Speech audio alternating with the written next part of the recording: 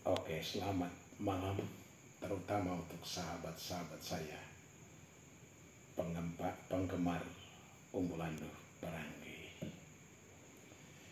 Nama saya Marcel Robot. Hari-hari saya bekerja sebagai dosen program studi pendidikan bahasa dan sastra Indonesia. Selain itu, saya juga menulis, terutama menulis esai, baik itu esai sastra maupun esai umumnya. Juga sesekali menulis puisi biar mengikuti arus air matanya Umbulandu Perangi.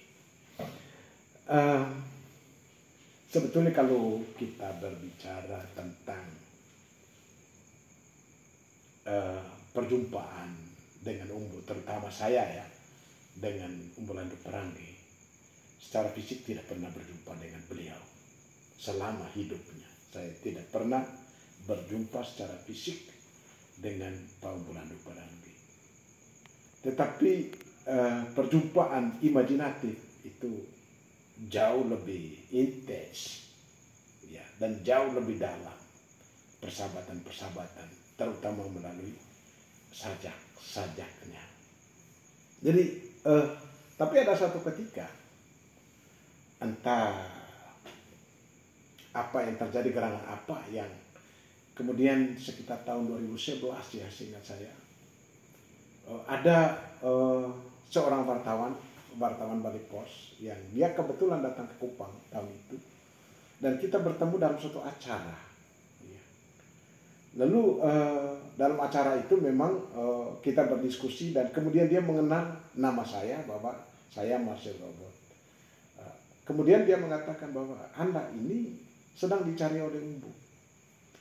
Nah, ini pernyataan ini biasa, tapi kemudian ada pernyataan yang agak magik yang dia sambung ketika dia mengatakan bahwa Anda ini dicari oleh umbu. Kami mencari umbu saja setengah mati. Jadi kalau umbu mencari Anda, ini berarti Anda ini orang spesial dari umbu. Lalu saya bilang, kira-kira urusan umbu mau bertemu saya? Tidak, tetapi dia hanya mengetahui ya siapa sih Marcel Robot itu. Lalu dia mengatakan begini, wartawan itu mengatakan begini, saya harus membuktikan bahwa saya bertemu dengan Anda kepada umbu. Oleh karena itu, Anda menulis surat sepotong sekarang untuk umbu. Lalu saya saat itu menulis surat untuk Umbulandu Perangi, dan saya titipkan puisi saya, Nyanyian Pesisir waktu itu. Ya, berarti itu sekitar tahun 2013 ya. Saya bertemu wartawan itu ya.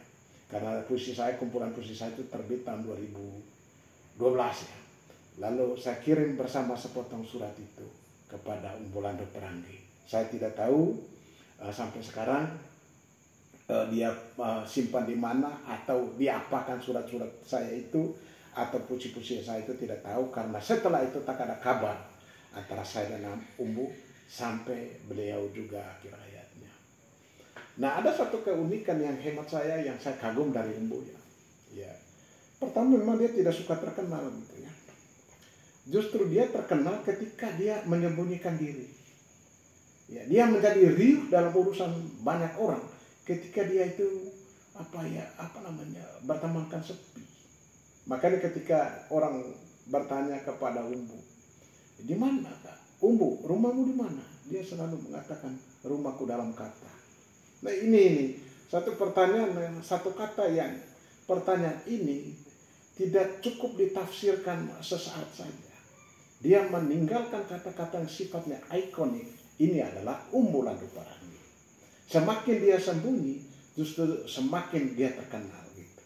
Berbeda dengan kita yang lain ini. Kita ini pamer ke sana kemari gitu untuk terkenal. Kalau umbu semakin dia bersembunyi, malah semakin dia terkenal.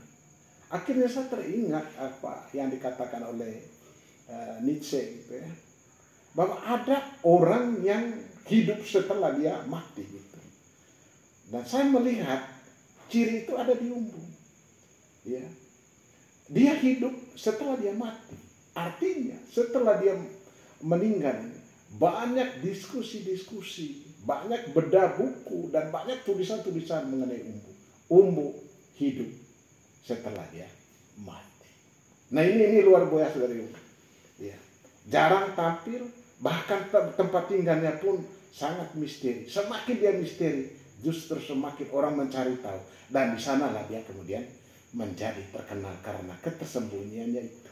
Nah, itu sosok Umbu yang saya kagumi dari beliau, ya. Dan saya tidak bisa mengikut sosok-sosok yang ala seni Mesia seperti itu. Terlalu sulit bagi manusia biasa, ya, dengan hidup sang Umbu ini, ya.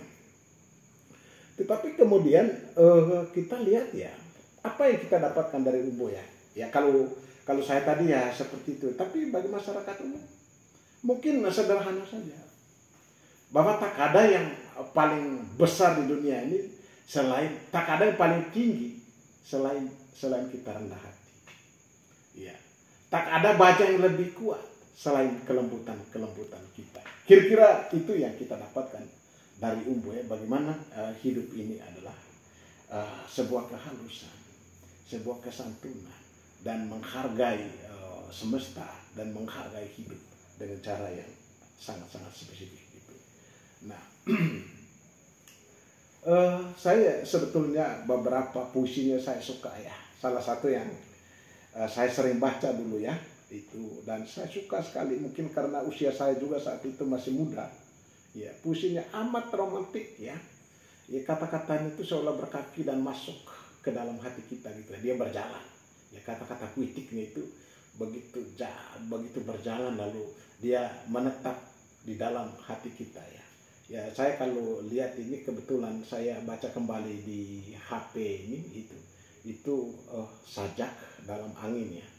Saya coba baca 2 baris, ya, yang begitu menyentuh, dan baris-baris itu bagaikan punya akar yang menghujam dalam hati kita ketika dia mengatakan, sebelum sayap senja, daun musim, sebelum hening telaga, burung malam, sebelum gunung bisik suara alam. Woi, jadi saya teringat, bagaimana kata-kata itu berjalan ke dalam perasaan kita, dan kata-kata itu terasa ada aroma itu wangi di dalam pengertian apa, ya, bagaimana dia mengagumkan alam, dan aroma alam itu kemudian dia salin dalam bentuk diksi yang sangat ranum gitu. Nah, menurut saya kekuatan Umbu terlalu luar biasa dalam hal seperti ini. Nah, sebetulnya gaya-gaya begini, ini apa namanya, membaca puisi Umbu itu berbeda dengan membaca Sajak Khairil dari segi metodologis untuk menganalisis puisi misalnya, ya. Jadi kebetulan saya mengajar puisi juga, ya, cara mengapresiasi puisi. Kalau Khairil Anwar, ya, puisi-puisi Khairil Anwar itu satu-satuan dalam pengertian satu baris. Itu dia bahkan satu kata mengandung pengertian sendiri. Ya, artinya satu baris dia membawa maknanya sendiri. Setiap baris menaungi maknanya sendiri. Tetapi Umbu tidak. Ya, dia jenis-jenis balada, bahkan naratif gitu, ya, balada naratif. Dan puisi-puisi ini tidak bisa dibaca baris per baris, tetapi harus dibaca per makna. Jadi kadang-kala 4 baris itu satuan makna seperti yang saya baca tadi. Jadi dia baris, misalnya satu baris sebelum sayap senja. Jadi itu satu baris, tetapi baris itu tidak akan berarti apa-apa kalau tidak dibaca sekaligus dengan baris berikutnya, daun musim. Ya, jadi itu dua satuan. Nah, ini cara kita mendekati, ya, cara kita menggauli sajak-sajak atau puisi Bung Umbu Lando Perangi ini. Jadi itu luar biasa, ya, cara dia menyalin makna bukan pada satuan, tetapi 2 satuan, 3 satuan, ada 4 satuan, maksudnya 4 baris, 1 kesatuan maksa, 3 baris, 1 kesatuan makna, dan seterusnya. Nah, menurut saya hal-hal istimewa dari Umbu itu ya, selain dia memang tak ingin memamerkan diri, ya, tetapi ada hal yang luar biasa bahwa dia seorang guru yang tidak memperlihatkan sifat keguruannya, ya, tetapi dia mentransformasikan keguruan itu melalui muridnya. Dia adalah nabi sekuler yang selalu tampil di balik orang yang sukses. Sangat-sangat luar biasa. Dan itu jarang orang seperti Umbu Landung Pelangi. Ya, makanya semakin dia hidup di dalam kesunyian, justru di luar sana semakin riuh membicarakan tentang siapa Umbu. Kira-kira itu riwayat singkat yang saya dapatkan dari Umbu dan yang saya kenal Umbu. Ya, mudah-mudahan beliau lagi tersenyum ketika saya mengatakan ini kepada Anda, dan saya berharap Umbu bahagia di singgasana sana. Ya. Akhirnya sekali lagi ya, kepada Umbu dan keluarganya saya mengucapkan terima kasih. Umbu sudah memberikan yang terbaik untuk Indonesia, khususnya untuk penyair Indonesia yang telah besar dari pangkuannya, baik pangkuan fisik maupun pangkuan imajinasinya. Dan itu sudah banyak sekali kesaksian murid-muridnya. Ya. Karena itu saya juga pada kesempatan ini ingin mengucapkan terima kasih yang spesial untuk teman-teman yang menyelenggarakan festival Umbu Landung Pelangi. Kenanglah Umbu, kenanglah hatimu, kenanglah sastrawan Indonesia. Terima kasih.